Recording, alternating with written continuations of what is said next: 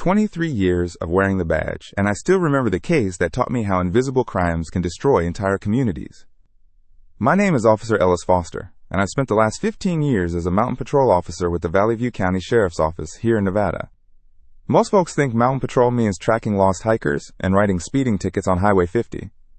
They're not wrong, but they're not entirely right either. The wilderness holds secrets that city streets never could. It was early October 2019 when dispatch crackled through my radio with code 7ADAM12 requesting immediate response to the Valley View Community Center on Ponderosa Drive. I was finishing my morning patrol sweep through the Carson Range foothills, checking the remote communication towers that keep our county connected. The autumn air was crisp, carrying the scent of pine and the promise of winter snow. Unit 47 Mountain, respond to suspicious activity report at 1247 Ponderosa Drive. Complainant reports unauthorized access to computer systems, came the voice of Dispatcher Chen through my Motorola APX 8000. I keyed my radio. Unit 47, Mountain, copy, ETA, 12 minutes. The community center served as our town's digital hub.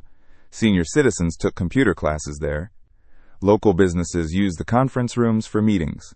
Kids attended after-school programs. It was the heartbeat of Valley View's modest attempt at bridging the digital divide in rural Nevada. As I descended from the mountain roads, my Crown Victoria's engine humming steadily, I couldn't shake the feeling that this call would be different. In 15 years of mountain patrol, I'd responded to everything from bear encounters to missing persons. But computer crimes? That was new territory. The community center sat nestled between towering ponderosa pines, its modest brick facade hiding the technological lifeline it provided to our 8,000 residents. I pulled into the parking lot noting 3 other vehicles, a white Honda Civic, a red pickup truck, and a silver sedan I didn't recognize. Margaret Holloway, the center's director, met me at the front entrance. Her usually calm demeanor was replaced by visible anxiety. "Officer Foster, thank goodness you're here. Something's very wrong with our systems." I followed her inside, my duty boots echoing against the polished concrete floors. The main computer lab buzzed with activity, but not the usual kind. Instead of seniors learning email or kids playing educational games, I saw blank screens and frustrated faces. "It started this morning," Margaret explained, leading me toward the server room. "Our internet connection became sluggish, then our internal network started behaving strangely.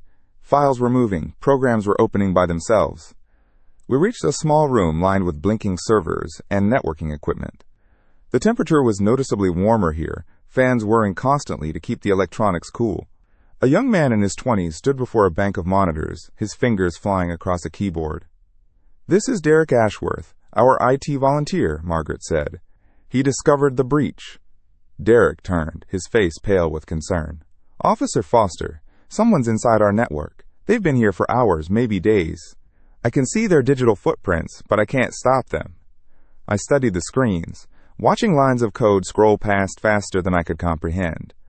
My training had covered basic computer crimes, but this was beyond my expertise. Yet something about Derek's urgency told me this wasn't just a simple prank. "What exactly can they access?" I asked. Derek's expression darkened. "Everything. Our member database, financial records, even the security camera feeds. But that's not the worst part."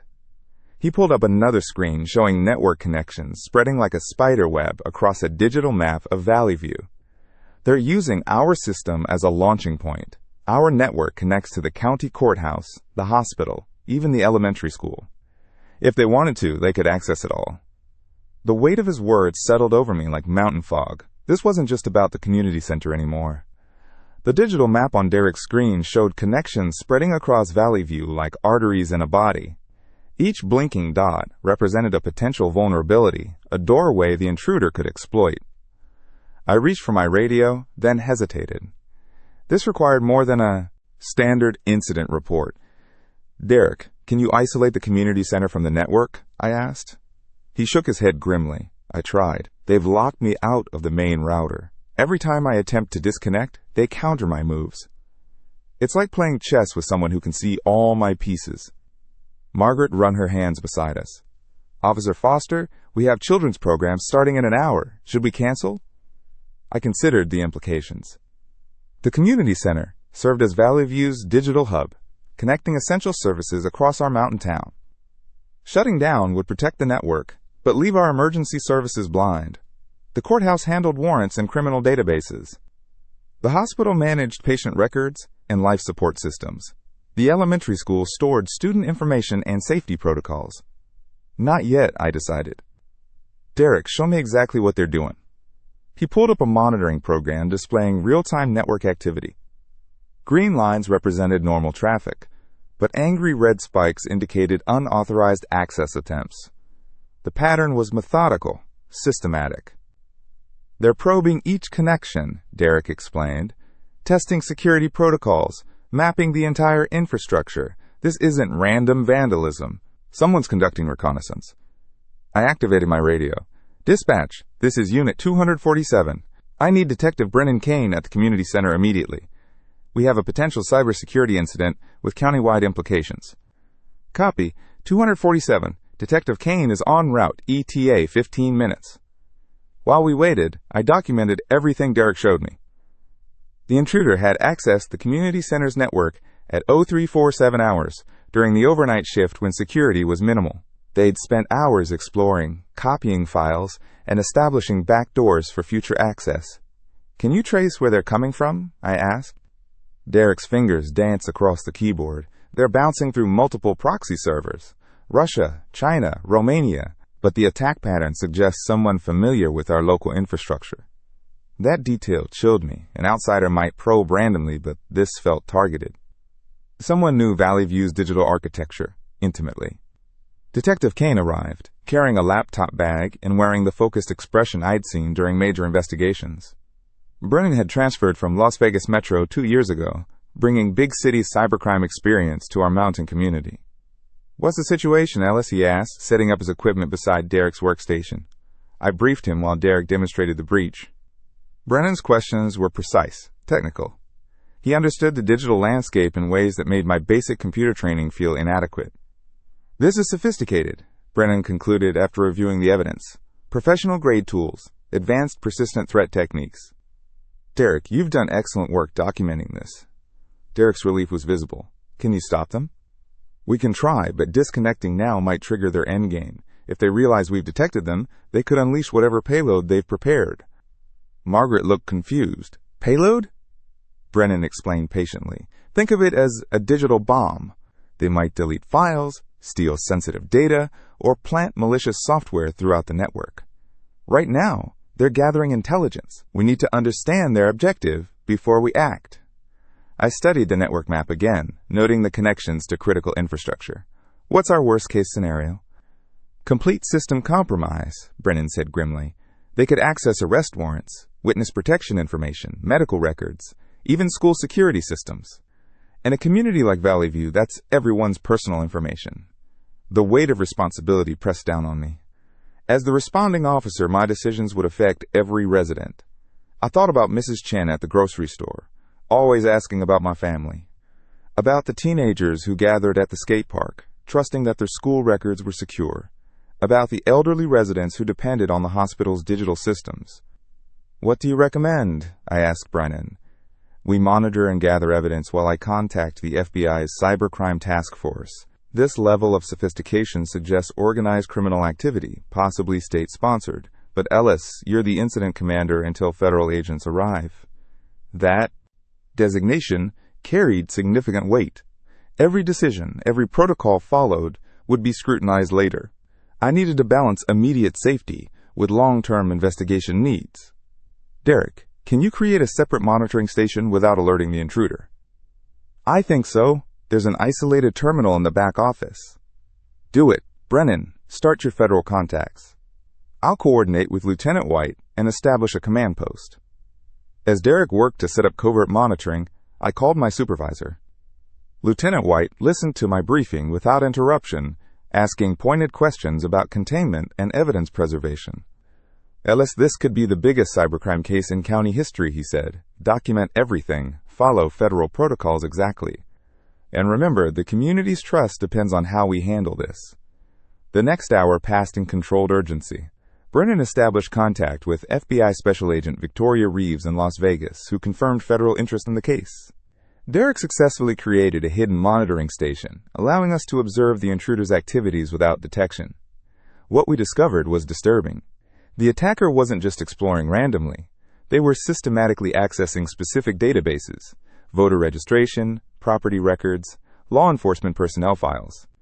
The pattern suggested intelligence gathering for a larger operation. "They're building profiles," Brennan observed, "mapping our community's digital infrastructure and identifying key personnel." I watched the data streams, feeling the weight of every resident's trust. This wasn't just about computer security anymore. Someone was conducting surveillance on our entire community, and I was responsible for stopping them. The moment of truth came when Derek detected the intruder attempting to access the elementary school's emergency notification system. That system connected directly to our dispatch center, capable of triggering lockdown procedures and evacuation alerts. "They're trying to access the school's crisis management protocols," Derek said urgently. "I made the decision that would define this case. Cut the connection. Now." "But we'll lose our ability to monitor them," Brennan warned. "The children's safety comes first. Do it, Derek." As Derek severed the school's network connection, alarms began sounding on his monitoring station. The intruder had detected our intervention and was accelerating their attack. Red warnings flashed across every screen as they attempted to access multiple systems simultaneously. In that moment, watching our community's digital infrastructure under assault, I understood that modern policing required more than traditional law enforcement skills. We were guardians, not just of physical safety, but of the invisible networks that connected our lives. The real battle was just beginning. The next 12 hours tested every protocol we had. Derek's monitoring station became our command center as we coordinated with multiple agencies. FBI Special Agent Reeves arrived from Las Vegas with a cybercrime task force, transforming our small department into a digital battlefield headquarters. "The attack pattern suggests state-sponsored activity," Agent Reeves explained during our emergency briefing. "Your quick thinking prevented access to critical infrastructure, but they're regrouping." Lieutenant White coordinated with the school district, implementing emergency protocols. All schools switched to offline emergency systems while we secured their networks. Parents received notifications through traditional channels, avoiding panic while maintaining transparency.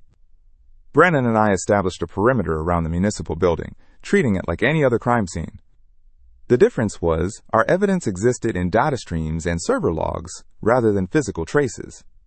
"Unit 47 to dispatch," I radioed. "Requesting additional units for extended security detail at City Hall and the library." "Copy, Unit 47. Units 23 and 31 responding to your location." Derek worked alongside the FBI cyber specialists, his local knowledge proving invaluable. "They're using our own infrastructure against us," he explained. "The attack routes follow our fiber optic lines exactly. Someone mapped our entire network topology."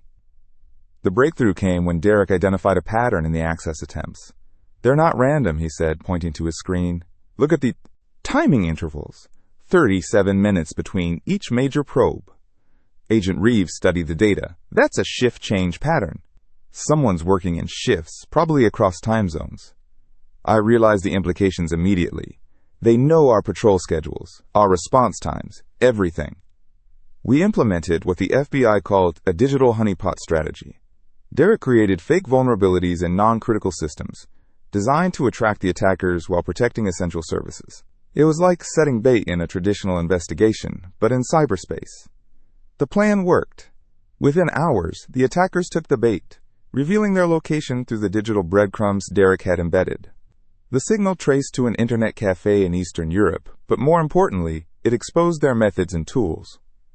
"We've got them," Agent Reeves announced. "International cooperation will handle the overseas component, but we need to secure your local infrastructure permanently." The real work began then. Over the following weeks, we implemented comprehensive security upgrades across Valley View's digital infrastructure. Derek trained our entire department on cybersecurity protocols, transforming us from traditional law enforcement into digital guardians.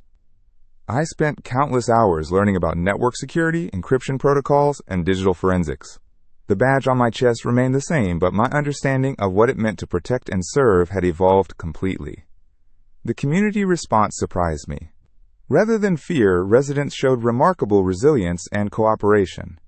Town hall meetings focused on digital safety education, Local businesses upgraded their security systems voluntarily. Parents learned about online safety for their children. Mrs. Chen from the hardware store approached me during a community meeting. "Officer Foster, my grandson says you're like a digital sheriff now. Is that true?" "Ma'am, we're still the same deputies you've always known. We just learned some new tools to keep everyone safe." The investigation revealed the attackers had targeted 17 small communities across the western United States. Valley View was their first failure, thanks to Derek's detection system and our rapid response. Our case became a model for rural cybersecurity defense. Brennan and I continued our regular patrols, but now we carried tablets loaded with network monitoring software alongside our traditional equipment. We checked on businesses' digital security as routinely as we checked their physical locks. "You know what I learned from all this?" Brennan said during one of our mountain patrols. "Crime doesn't respect boundaries anymore. Physical, digital, it's all connected." He was right. The hacker who tried to breach our school's emergency system was as much a threat to our children as any physical intruder. The difference was walls and locks couldn't stop digital attacks. Derek received commendation from the FBI for his innovative detection methods. More importantly, he became our department's first official cybersecurity specialist, a position Lieutenant White created specifically for him. "Technology changes," Lieutenant White told me during my performance review, "but good police work remains the same. You protected your community using every tool available. That's what we do." The case files eventually filled 3 boxes, mostly printouts of digital evidence and correspondence with federal agencies. But the real evidence was invisible. Stronger networks, educated citizens, and a police department prepared for modern threats. Months later, I received a letter from the elementary school principal. "Officer Foster, our teachers report that students feel safer knowing their school's computer systems are protected. Thank you for watching over all aspects of our community." That letter reminded me why I chose law enforcement. Whether the threat came through a back alley or a fiber optic cable, our job remained unchanged. Stand between danger and the people we serve. The digital age had arrived in Valley View, but our commitment to community policing had only grown stronger.